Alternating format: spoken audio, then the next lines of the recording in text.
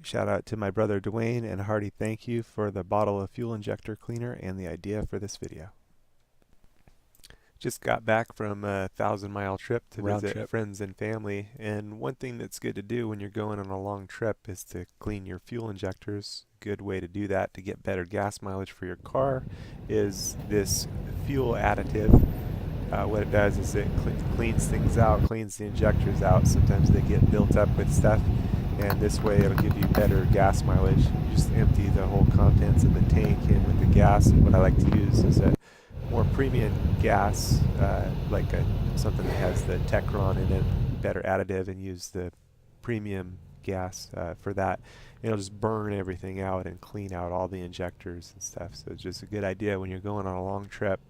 Can help improve the gas mileage of your car once you get back and everything. So just kind of a good maintenance thing once in a blue moon to keep things going good.